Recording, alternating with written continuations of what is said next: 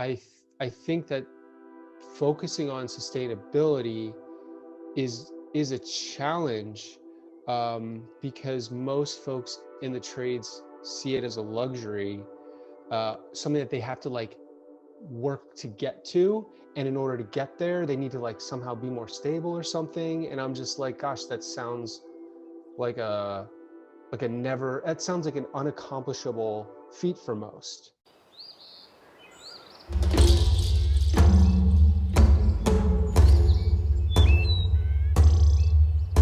This is the Regenerative Real Estate Podcast. Revitalizing the world together.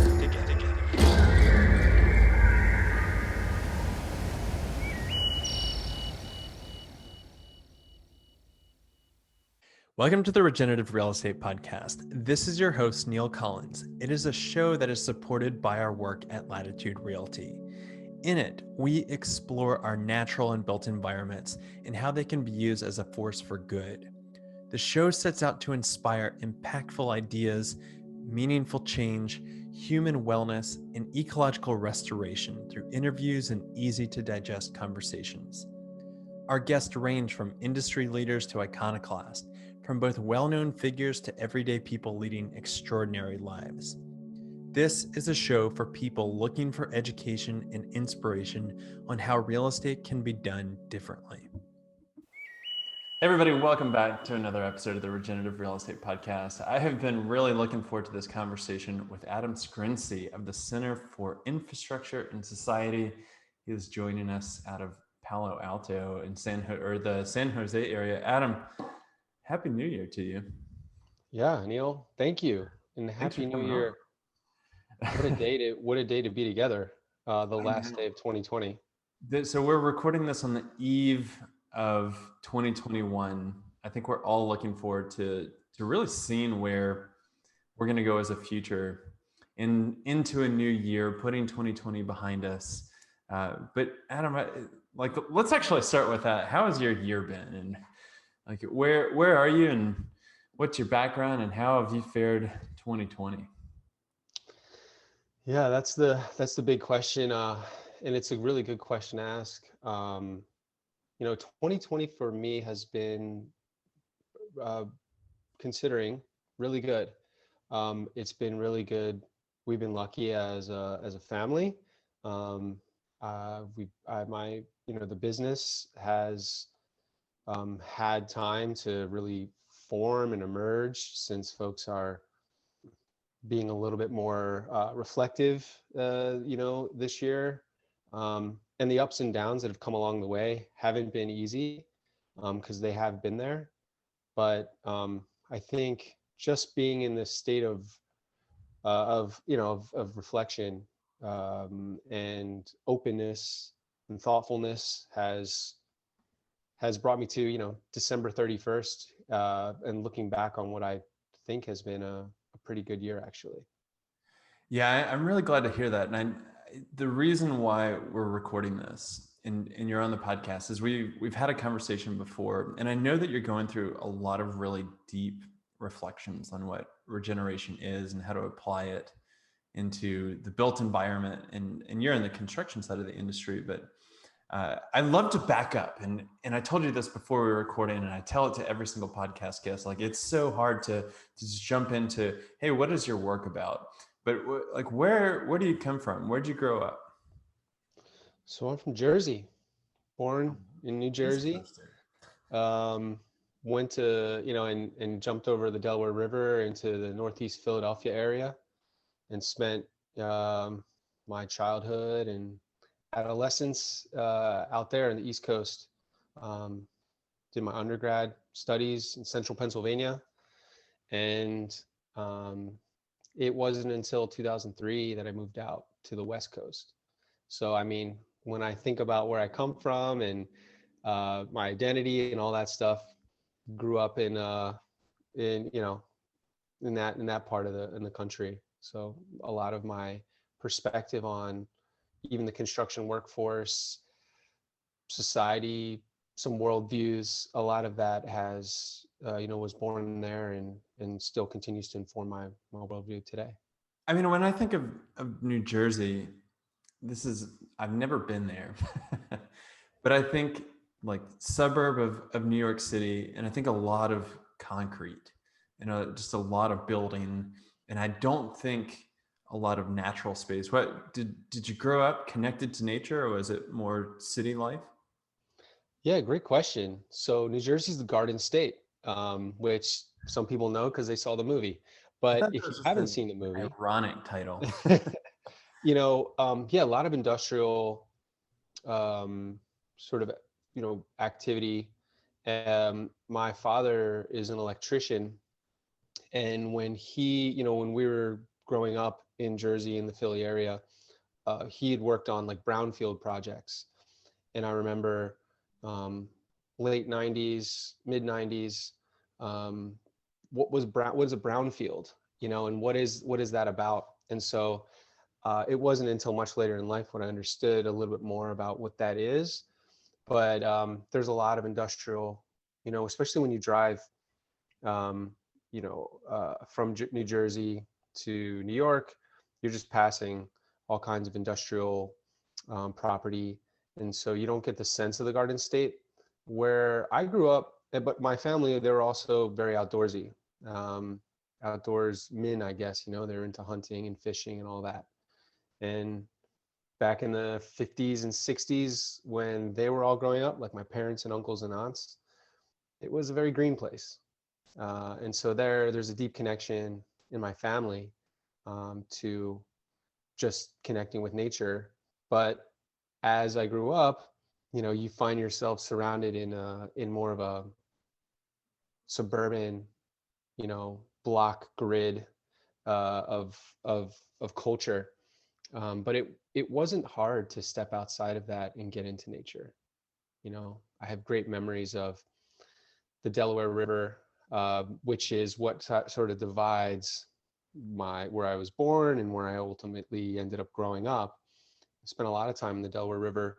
In fact, I was in a Regenesis group like meeting only a couple weeks ago, and they started out their icebreaker with the group. The question was, think of your favorite place and tell the person that we're going to put you in the breakout group with. And so my favorite place is on the Delaware River.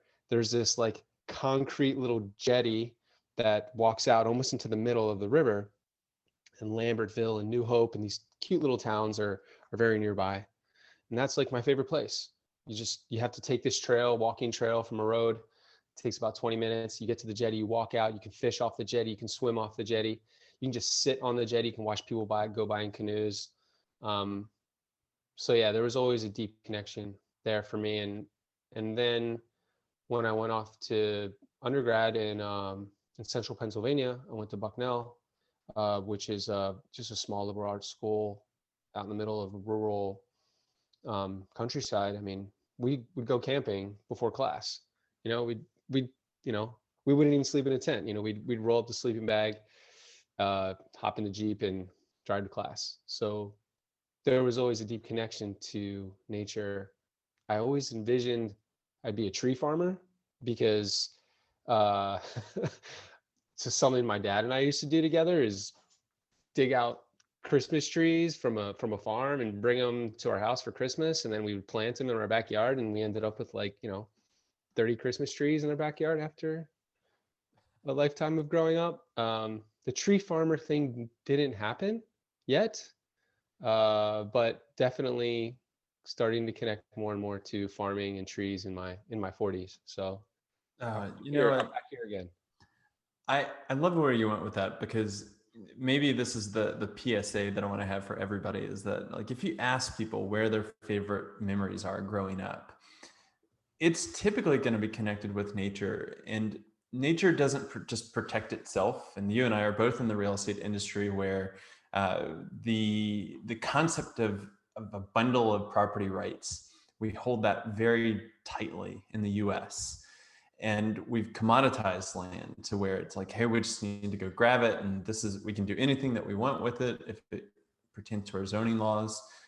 But nature doesn't protect itself, certainly. And if we want to have a future and future generations that are really rooted in place and connection to place. They're not connected to the apartment building that they grew up in, or even the HOA pool. They're connected with like, hey, wow, I went camping with my dad, or we went out and we cut down or we got a Christmas tree and planted it in the backyard. Like those are truly generative ideas and upbringings that can catalyze the work that you're doing today and the work that I'm doing, certainly.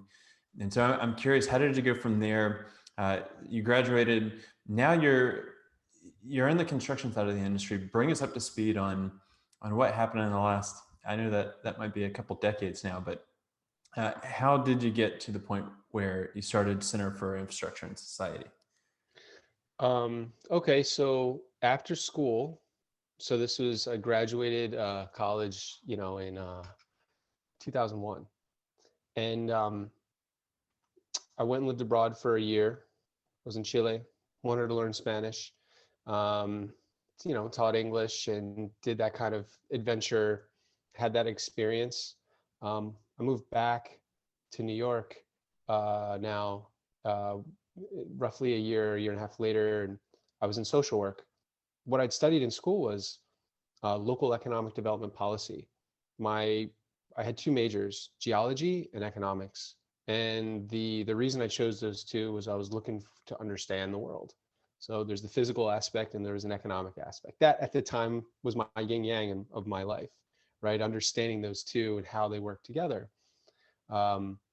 So it led me to a social work position, working for an organization that was responsible for overseeing like disaster relief from 9/11.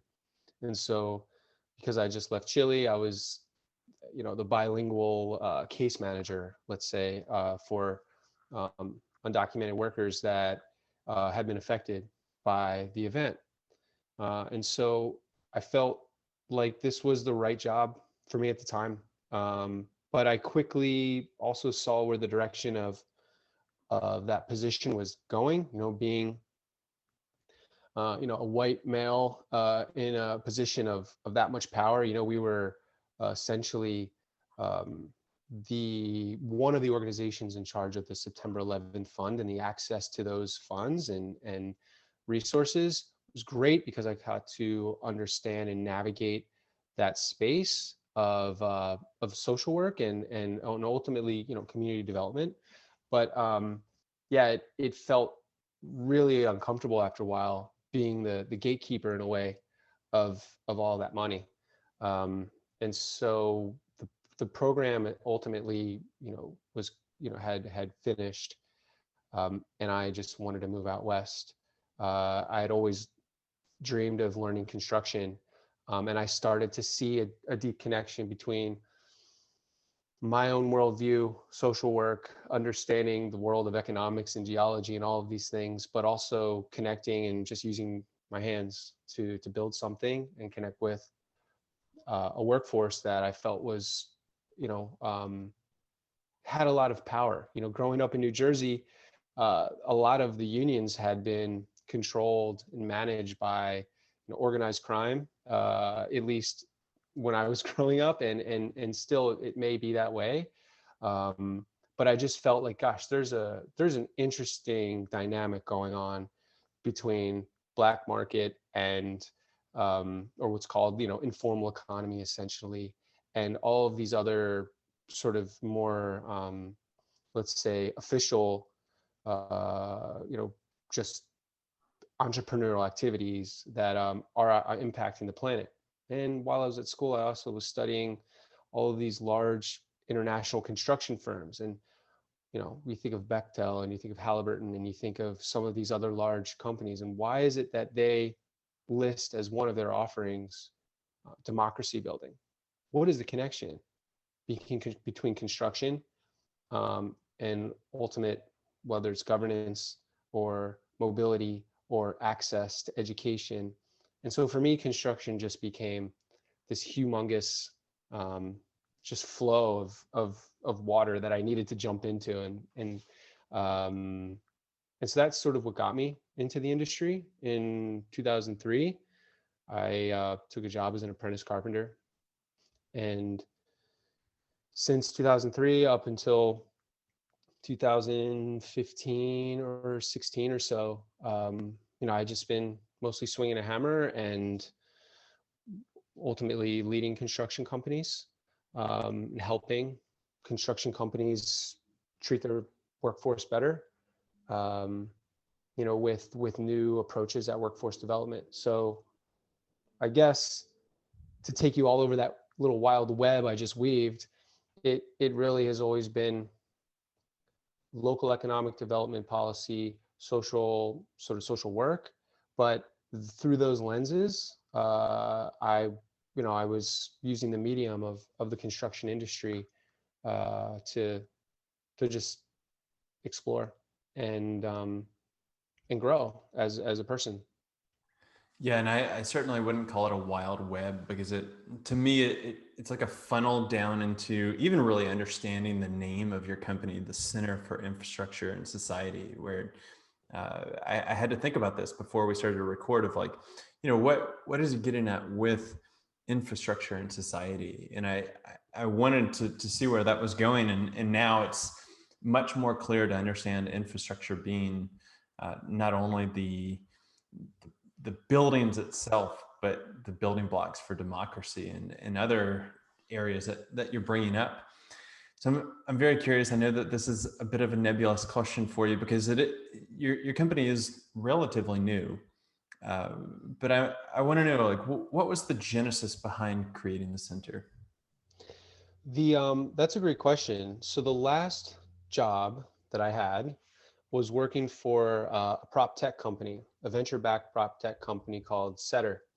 And what Setter was attempting to do was to try and make it easier for homeowners to live in their home by providing a resource, an easy resource, essentially a construction management app, to do anything and everything on your home.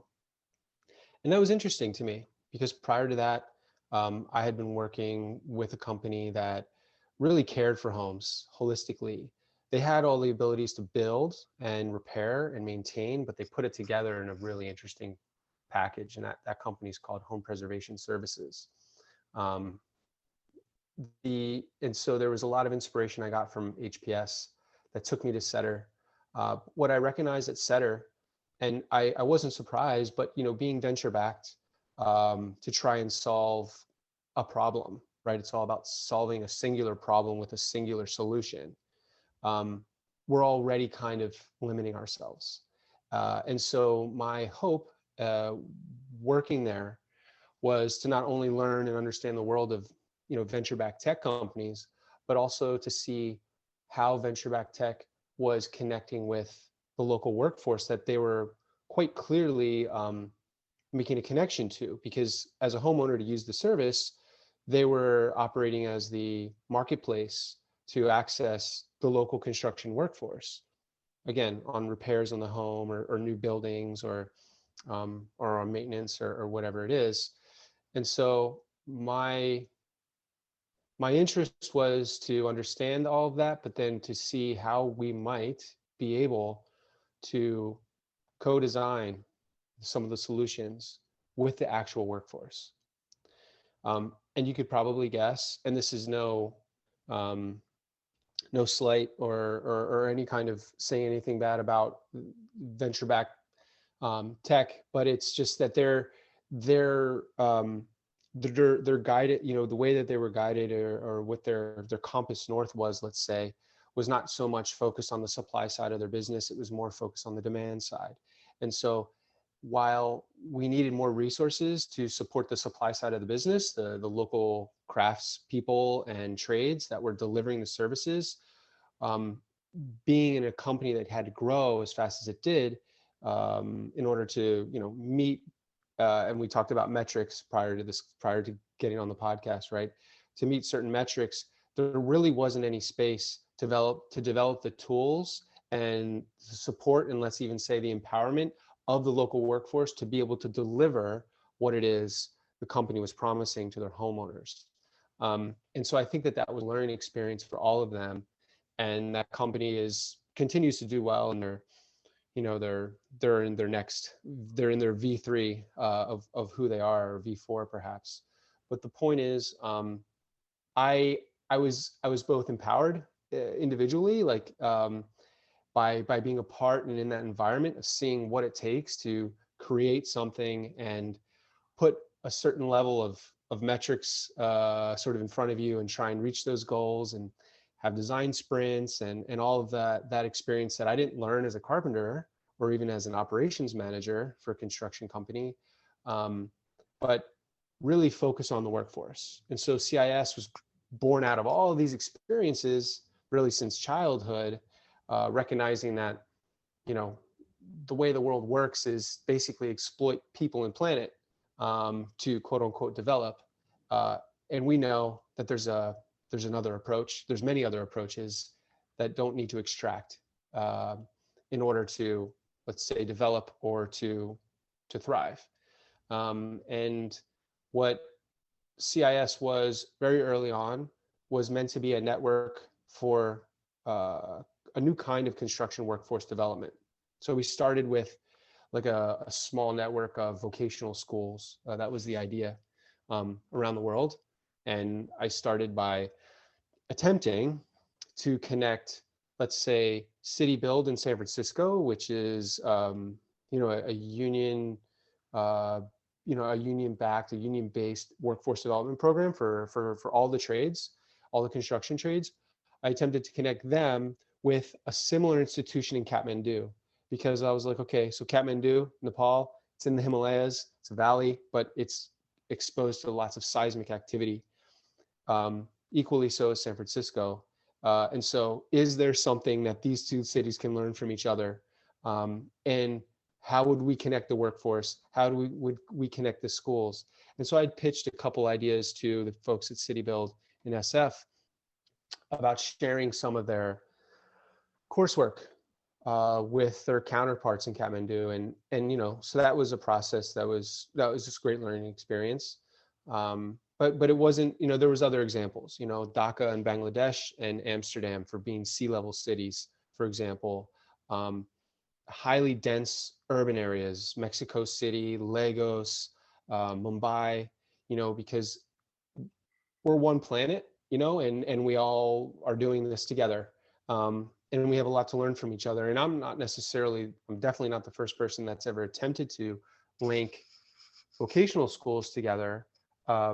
But I was just doing it on my own terms, and I was doing it through my own networks. I've had the opportunity to live in a bunch of places and meet a lot of people. And so it was really just starting with those personal connections. That's how CIS started. And even today, that focus on construction workforce development remains to be like at the core of what we do. I'm curious about the application of this in its current form in the projects that you're working on, because you're hitting on a lot of regenerative themes of how do we thrive, and how do we not just look at an extractive method. Construction is a part of the industry that, almost like real estate sales, that is very different from the developer, the designer approach. It's more kind of relegated into just a very different mode of being. And I'm not seeing a lot of people in the construction space that are saying, hey, you know what, this is what we care about.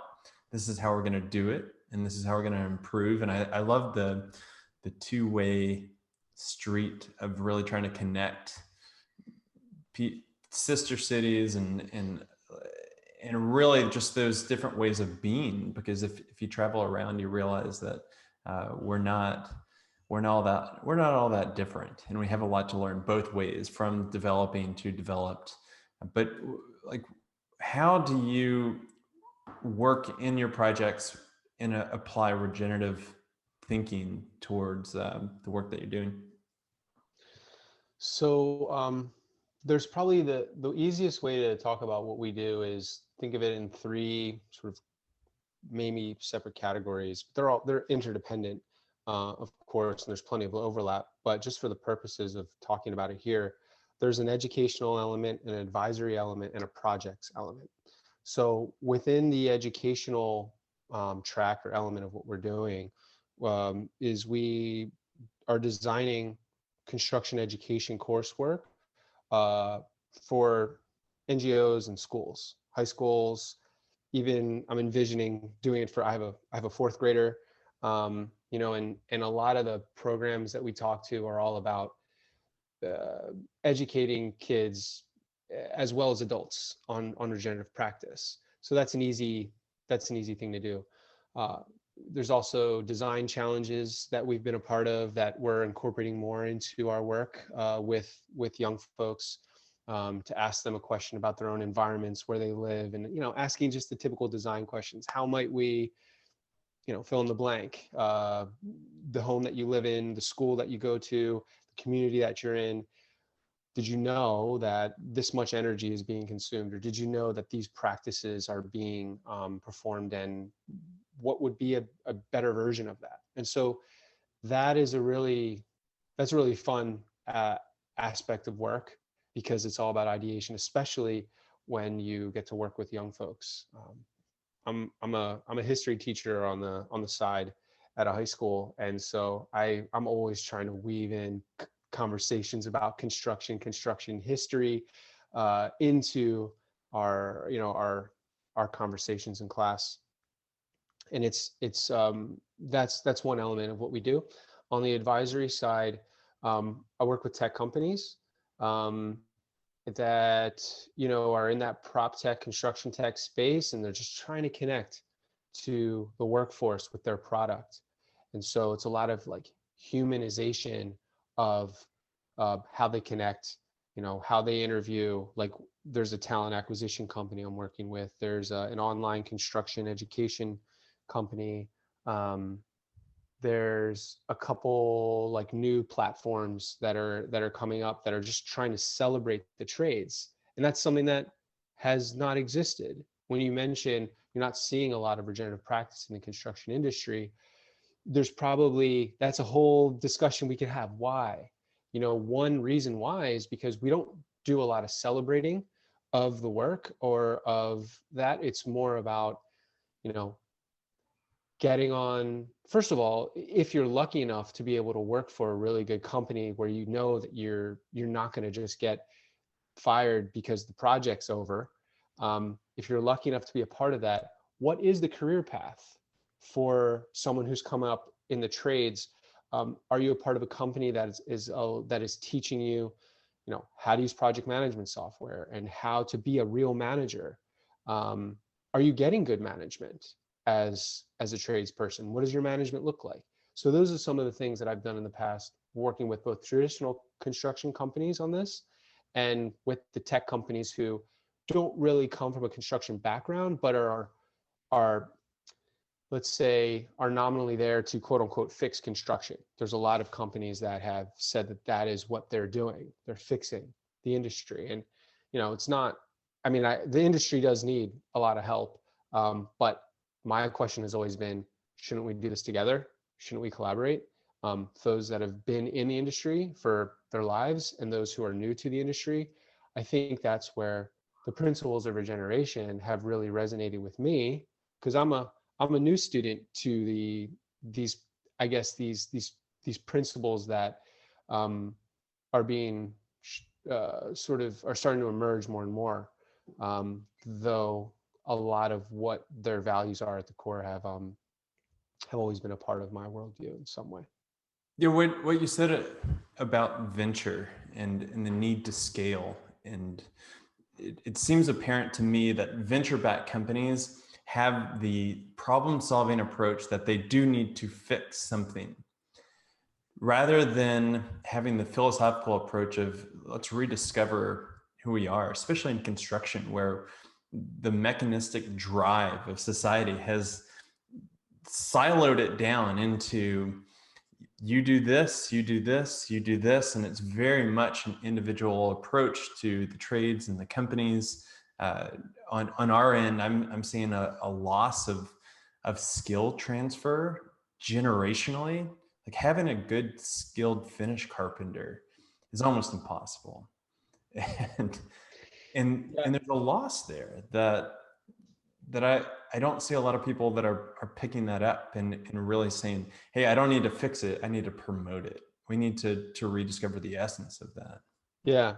Yeah. You're right on board there. I've written a handful of articles on this topic, and one of them was something like, you know, in order to fix construction, we need to look within.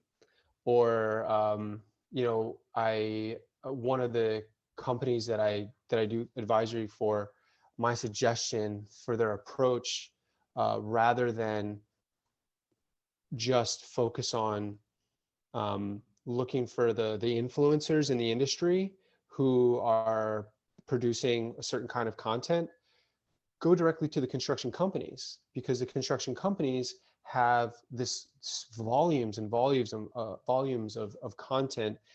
Plus, they have carpenters who are aging out, and carpenters who are aging out, or tradespeople who are aging out, and retiring and can no longer use tools and be in the field.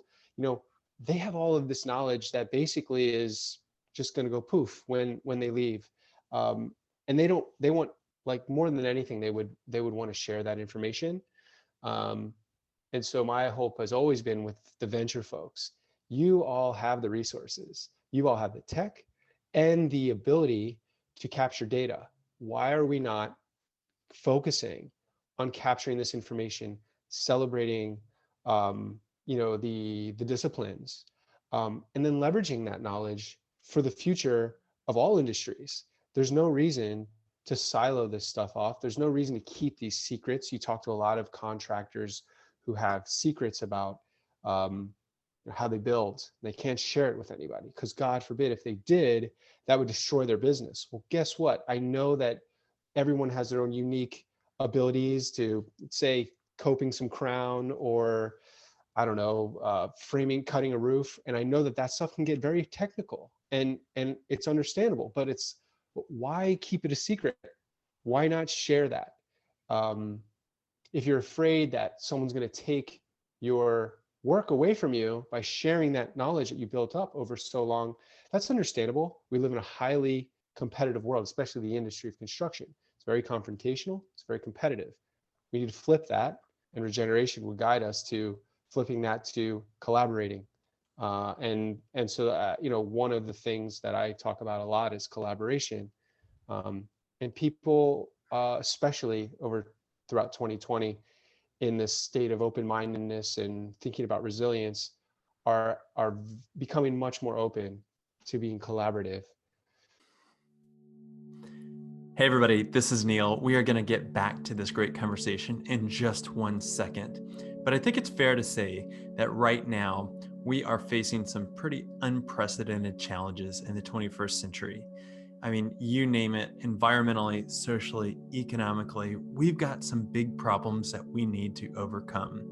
And that's why, for me personally, and the people that work with us at Latitude, we want to dedicate our time and our energy so that we are not only working to put food on the table and a roof over our heads, but also make the world a better place. And so if you are at all interested in combining your sustainability values with a very powerful financial model of real estate, then I highly encourage you to check out what we are doing at Latitude. We are creating something truly special with a tribe of change agents that for now is working across North America, and hopefully one day in the future, with you coming on board, we can be working across the globe. So please check us out. You can go to www.chooselatitude.com, or you can find us on social media at latitude.realty on Instagram, and we are also on Facebook. Okay, let's get back into it. Let's actually talk about that, because one of the trends that I'm seeing emerge is that integrative and collaborative approach. And if you want to talk about regenerative design, one of the big hurdles that designers and developers will talk about is saying, hey, we first have to understand how to meet these principles of regeneration, of how the construction project can get back to place. But we also have to figure out how the trades are going to come together and this system is going to talk with this system, or that tradesperson is going to talk with that tradesperson, and there just isn't that knowledge base there. So are you seeing more and more, well, are you seeing people that are open to sitting down to figure out some of these issues, or do you find that it's still quite siloed off? I think it's still quite siloed. We are seeing that people are open to the conversation, and are actually curious. They recognize that especially with the shutdowns of projects, it forces people to think about, okay, what do we need to do differently within our business? And that certainly affects folks at the trades level who are just, making their 35 or 40 bucks an hour, at least here in the Bay Area. That's what most, journeymen are making. And that's the moment that's, if you get furloughed, especially if you're non-union, that really makes you question like your career and what you're going to do. Of course, you're a hustler. We're all hustlers, and we all find ways to put things together, and find work.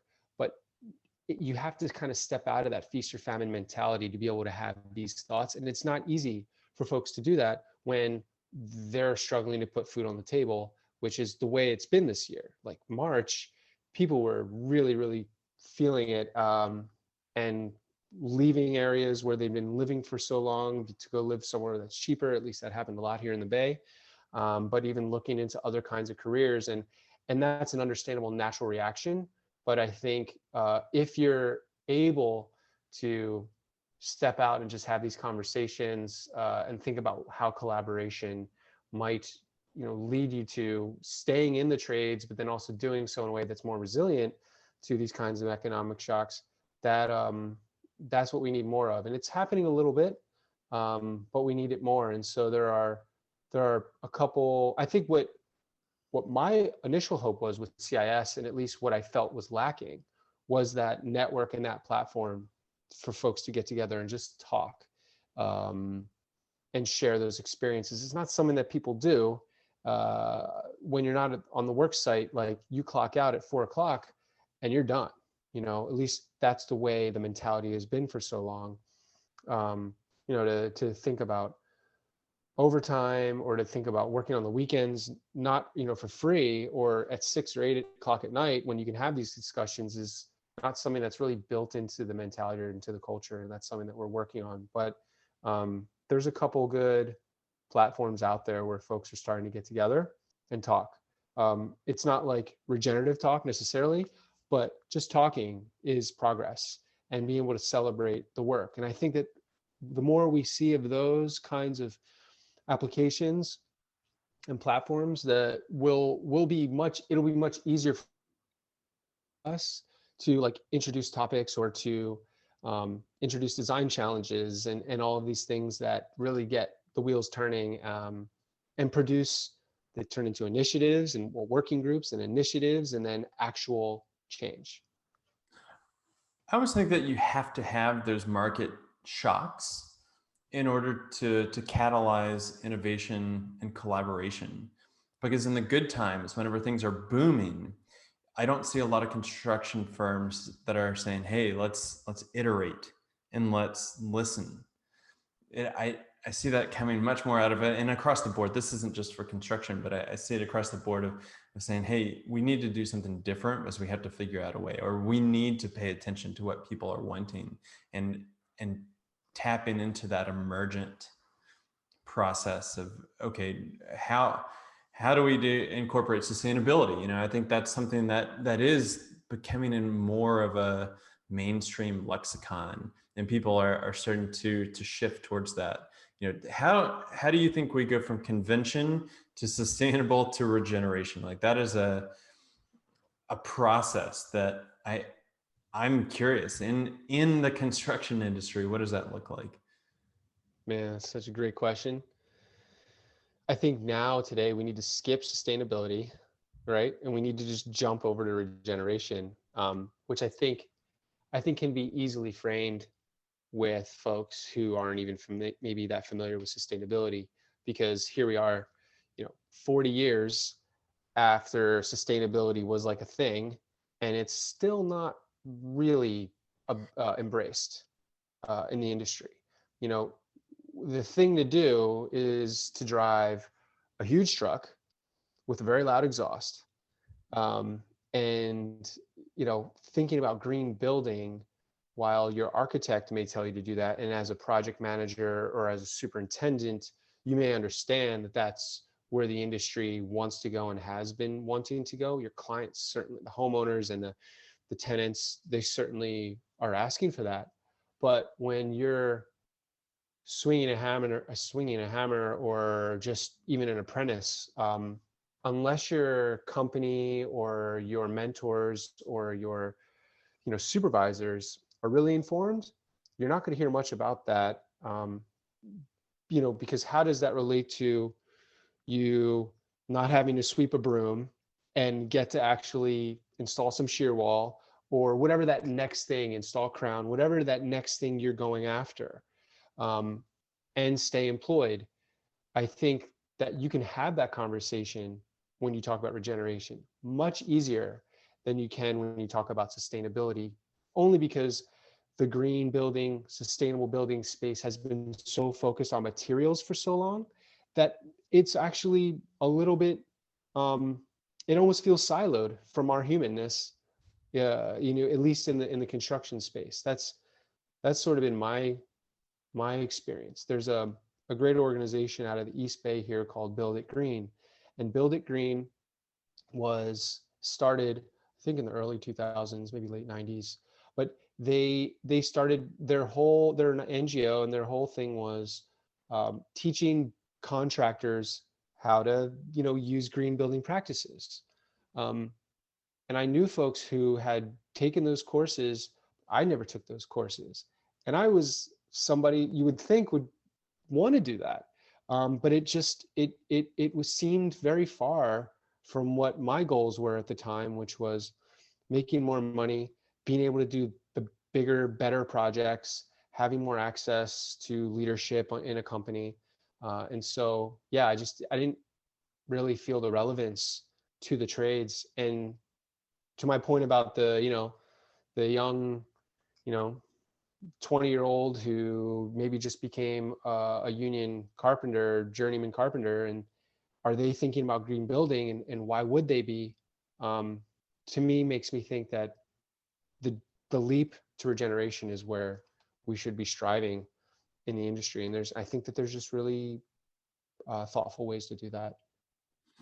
It's interesting because I see it a little bit differently, that we can't have regeneration without sustainability. If we didn't have the little, this is funny, but from childhood, I had a sticker on my light switch that had a bug on top. Like whenever you turn the light switch on, the bug was like pushing down saying conserve energy whenever you're not in the room, or something like that. And it's almost hard to go from, okay, conventional world into how do we have positive externalities if we don't first think, hey, we are having a negative impact, so let's diminish that. And maybe it's the process that I had to come into of a regenerative mindset of how do we give back to people in place so that we can thrive, without first realizing, hey, we're causing some damage. We're doing it in a very extractive way. What do you think about that? I mean, and I really want to boil this down to construction. This is what I'm so curious about, is that part of the industry, and it is quite wasteful. If you look at the construction practice, and then they deliver a building that is also quite wasteful and extractive. And I don't even know how to how do you start to even say, let's do less bad? Yeah. I love that framework that you're sharing there, because it never made sense to me. Let's do less bad. Like, why don't we just do good? Why are we doing less bad? And I recognize also that, so everything for me is really from that perspective of the young carpenter or the manager, or how they're going to keep their company afloat. which tends to be how we think in the construction industry. Everything is very self-centered. Like, how are we going to survive? These are the things that need to happen in order for us to survive. That's that feast or famine mentality, that we need to break those chains. And so for me, it's easy to just start with the individual. Do you like the feast or famine mentality? Is that fun for you? Is that good? And most people will be like, no, of course not. Well, what's the hardest thing for you as a business owner? Let's say, whether you're trucking the truck, you and some tools in a truck, or if you've got a couple, trades folk working with you, or you're a manager, or whatever, it's finding skilled labor. We talked about this earlier. That's the biggest issue, because it's a little bit of a catch-22. You need work, but you need people to do the work. All of a sudden the work comes, you don't have enough people, or vice versa, you got too many people, you got to let go of them. And so how do you have this conversation about sustainability, using better materials and better techniques, with somebody who feels like that's a luxury? And maybe one way to spin it is say, you know what, let's forget about this conversation about using a more expensive material, or using a material that has a longer lead time, or let's think a little bit differently about the structure. And I know that this gets to be a little bit heady. Here's Carol Sanford's Regenerative Business, but there's some great stuff in that book. And I know you know Carol. I'd love to meet her one day. But my point is that if we start just with the individual and with their experiences and what they're struggling with, we can, I feel like, this is the theory, right? I'm doing it a little bit on my own, but to practice this, I haven't had enough time to be able to say, 6 out of 10 times, this is what happens. But when we are starting with the individual experience, we have the ability to go beyond green, sustainable, restorative, and all those steps that you see on that classic chart and continuum. I don't know. I don't know if we're disagreeing right now.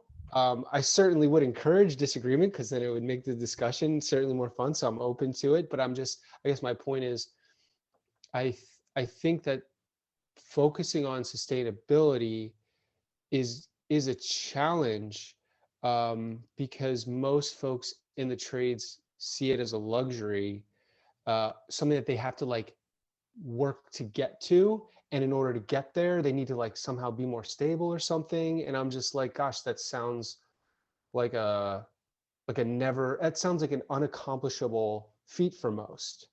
What if we were to take some of that pressure off, take a little breath, and think like you did with our podcast? You said, let's just talk about you for a second. And so that's it gets a little bit fluffy for some folks, though. When you try and do that, they're like, what the heck is this person doing? Why do they, I don't know. I don't trust this person now. They're asking me some weird questions. And this is when I'm talking to tradespeople about these ideas, but so far that seems right to me. Yeah, the education and development aspect, that is a regenerative principle, is to boil it down to that. And if you're going from a bottom-up approach, which I also think is a regenerative principle, to look at all the different ground level ways that we can then influence macro, or the micro influencing the macro, that's what you're talking about right now. Yeah. I've heard you talk about vertical integration, and I'm very curious on what you're seeing with trends with developers, how they are incorporating sustainability or regeneration or not. Where are we going as an industry moving forward? How do we see, or what do you expect to see in the 2020 decade? Awesome question.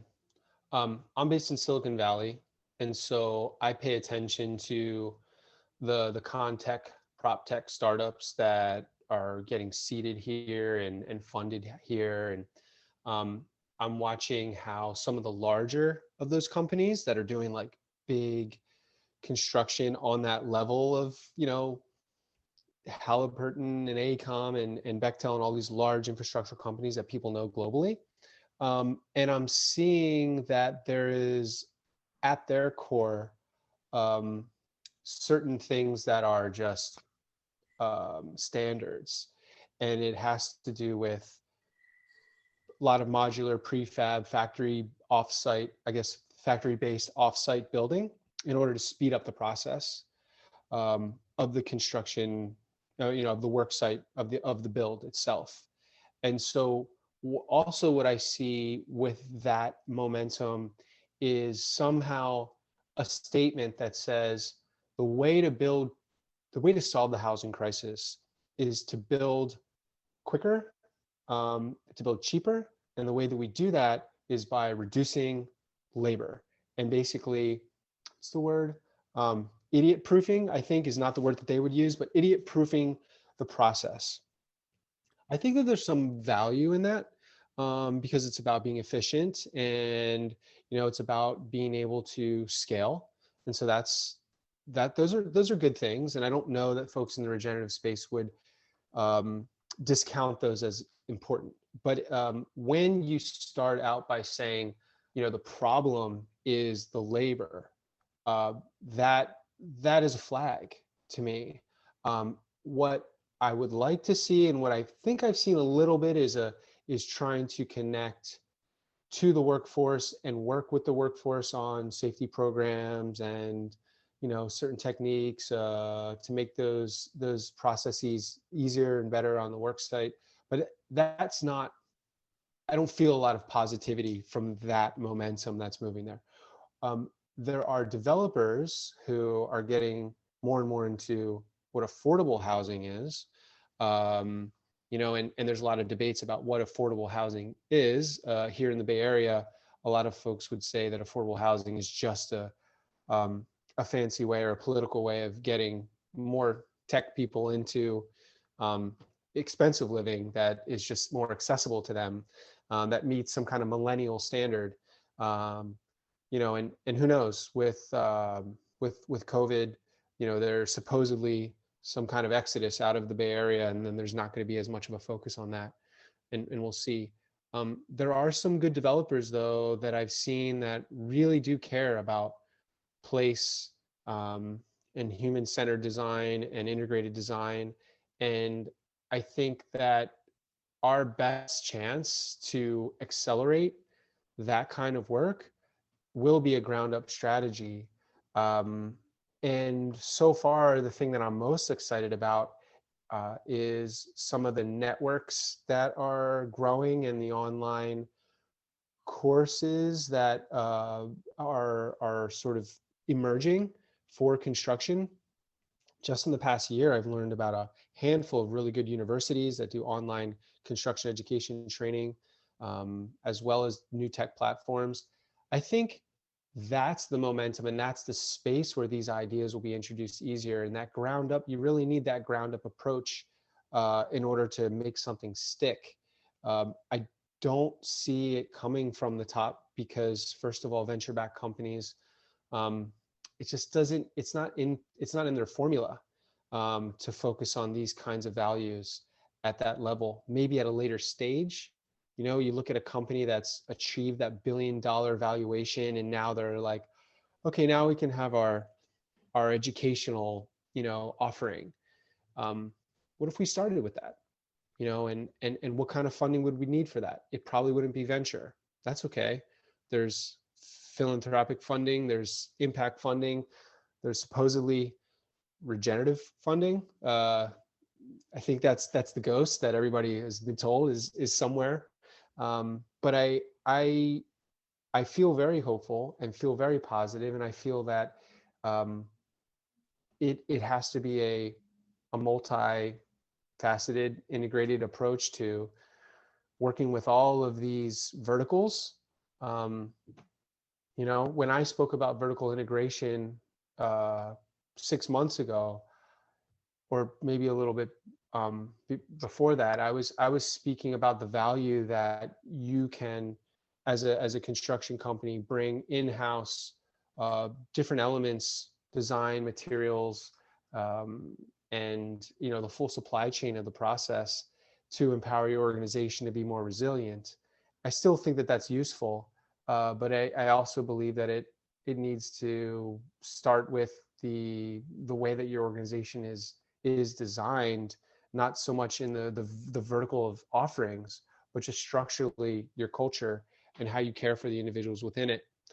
So I guess my perspective has gotten a little fluffier over the last year.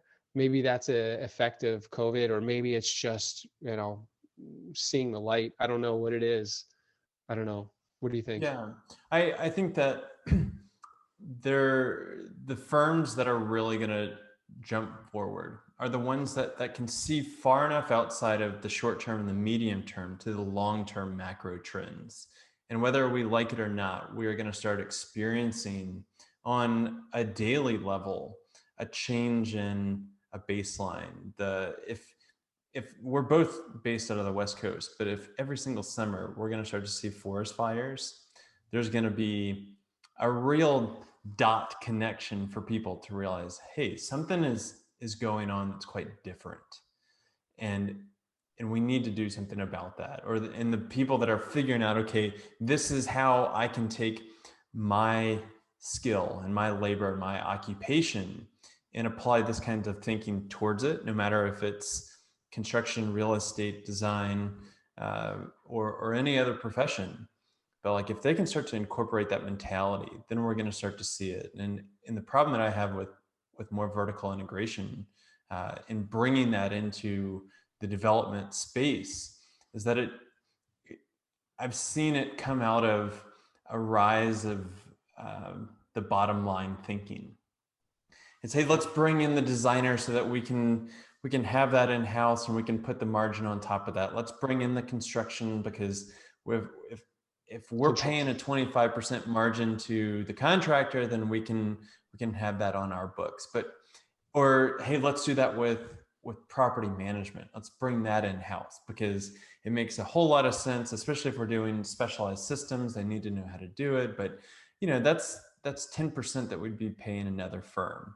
And so that modality of thinking, I think, pushes vertical integration into the profit motive space, and it diminishes the beauty of what an ecosystem thinking is, of the plurality of the skills and the talents that can emerge, and you can see how they all fit together. And that's what's so cool about collaboration, is if we can all get in a room together, from, hey, we're thinking about this kind of project, to how are we going to finance it, to how are we going to build it, to how are we going to design it, then how are we going to manage it on the back end, then wow, so much more comes out of it than just, hey, we could shave off a margin of 25 to 30% if we brought that in house and we just pumped out the same modular whatever. And I'm not picking on modular. I think that it's a blessing and a curse all at the same time.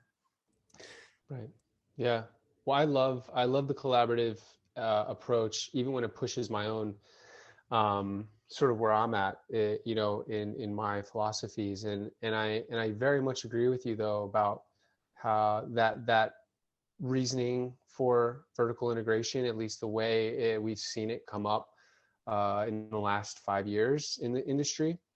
So I think that there's an opportunity to do that, have that collaboration between real estate, the designers, meaning the sales folks, the brokers, all the way down to the maintenance, the maintenance technicians. What does that collaboration look like? I think it would be a beautiful ecosystem to support, and we need more of it, man. There's no question. You mentioned something, and I this can be our final wrap up thing, but this is going to be the $1 million question. Is, you said the ghost of regenerative finance. Yes. Let's talk about that. Are you seeing a lack of interest in this area, a lack of financial interest? There have been two, well, maybe three, but there's been a couple things that have happened to me personally this year where I was like, this is a ghost, at least right now. I'll break it down in a bit of a chronology. One, I've always been told, at least being introduced into the world of regeneration, and I'm a part of a bunch of networks and we share some of them. Global Regeneration Collab is one, but there's a handful others out there that are great, where people come together and talk about their projects. And everyone has always said, look, there's all this money, we just need to get access to it. 67 trillion, 30 trillion, 48 trillion, like the numbers are thrown around, but it's a lot of money. And so what a lot of folks, what I have been noticing though, is when you've got these beautifully designed regenerative projects at scale, and they have impact on entire countries, because that's what a lot of the projects that I've seen and are working on, are attempting to do. There's the phases, there's the project preparation phase and the pre-design phase, and then, pilot and prototype and pilot and all this stuff. And you need to raise money for each of these. And so at the earliest phases, there has been this approach, like maybe early on we can get some philanthropic funding. Oh, I know a regenerative investor, but their risk profile is a little bit different than this one project. So you kind of gotta navigate this world, which is awesome learning experience for me, and I'm really enjoying learning about it all. But I keep running into the same roadblocks that most people do. I had this really awesome though experience where we thought that one of our projects was appropriate for a grant. I think the grant was going to be for like $150,000 for a project that we have in India. And the title of the grant was design. So we feel like, oh great, we're at the pre-design phase where we've got a bunch of initial data gathered.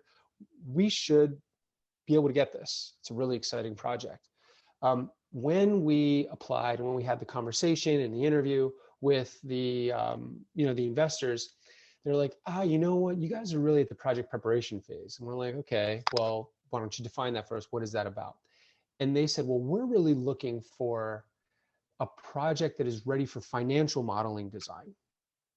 And what that made me think, or led me to think, is that the supposed regenerative financiers that are out there have not yet figured out what regenerative finance is, because they're willing to pay people to figure out what the financial models are. And so that was just a moment where I was just like, okay, we still got a way to go. I think the approach to blended capital, where you bring a bunch of interests together and say, okay, your money's going to go to this and your money's going to go to this. And you have certain mandates for solar, and you have mandates for workforce development, and you have mandates for X, Y, and Z. That blended approach is there. But so far, it's just not, that's why I believe it's a ghost, is that because it just seems that no one's quite figured it out. There's been a lot of papers written about the different traditional sort of existing financial architecture that exists that can somewhat be blended together, but a lot of this is theory. And we don't have a lot of precedents or case studies where these approaches worked to fund a regenerative project. But I would love to learn either from you or from others, Adam, actually you're wrong, and there is a flow of this, and these are the regenerative projects that have happened and scaled. I'm sure they exist. I just haven't come across them myself. With our work in real estate, it all comes down to the financing. That's typically the biggest impediment, is not necessarily the designers or the construction side, but it's how do you actually get things funded? And the whole funding cycle is kind of bananas. The longest term commercial financing that you're going to get is 10 years. Yeah. Right. So most developers, whenever they're conceiving a project, they're looking at how do we build it and sell it, or how do we build it and manage it and hold it for 10 years, and then we're going to sell it. And there's all kinds of tax incentives to say, hey, this is the life cycle, this 10-year span or less. Your construction financing, higher interest rate, but much shorter term.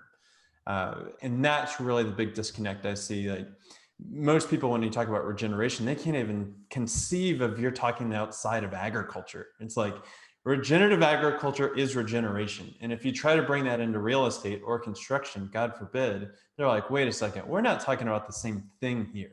It's like, no, we are talking about the same thing because we're talking about principles and frameworks. Mm-hmm.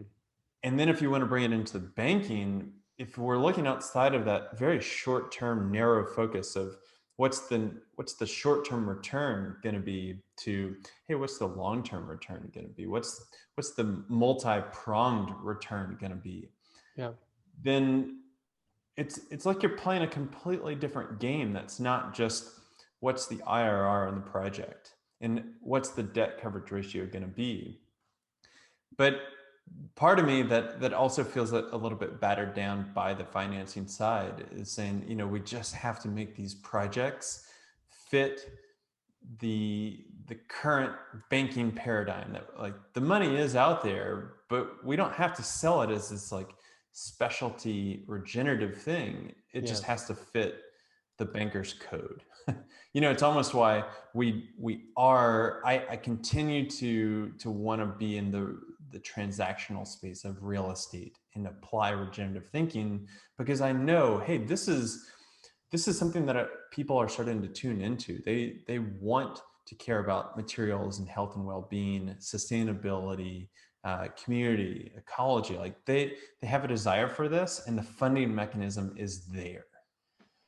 And that's almost what I hear green builders are talking about. They're like, man, we've got a lot going on. How do we stay true to the course that we're on? And it's like, hey, I think you stay true to the course that you're on because the demographics and the taste and preferences are starting to change, and it's taken a long time. So I really applaud all the builders that are out there that have just like stuck with it and said, this is how we're going to advance the field, and we couldn't be here without them. So I don't think that there's a solution in there, but certainly my take on. I love that you said that though, about regeneration and agriculture is like what regeneration is. You don't see conversations about real estate and construction. And I think that that's the beauty of how the regenerative principles that we talk about today are beginning to evolve. The point that I think is sticking with me here that you just made is, it's hard to finance a regenerative restoration project for like a wetland. It's not hard to fund a housing project. It's not hard to fund a real estate project. If we just bring those principles into those spaces, we actually could perhaps jumpstart more regenerative financing. And so, I really, commend the work that you're doing, applaud the work that you're doing. When I first saw what you were doing as a regenerative real estate broker or thought leader, really, no one's doing that. And similarly in the construction space, even I've spoken to Joel at Regenesis about this, who had a construction company, and he told me about the work that they did. It's still very nascent. Like this regenerative construction thing, no one knows what it is. People have done it, and again, Joel and Bill Reed are certainly leaders in this space, among others. But I guess the point is, you talk about the 99.9 repeating % of the industry. Regenerative construction is new, and we get to be the folks that help continue to make it grow. And I think there's a lot of possibility.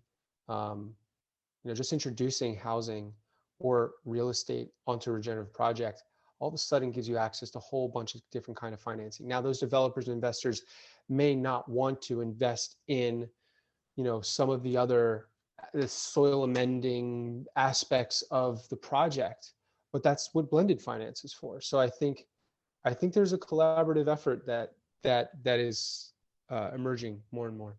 Yeah, well, Adam, I appreciate you taking the time to come out, and it's been a meandering conversation, and I think that's really good because this is such an emerging thing. And I think you and I are both at a point where we're standing on the shoulders of the giants that came before us that really are probably worn out they're tired of like, man, I wish people just got it.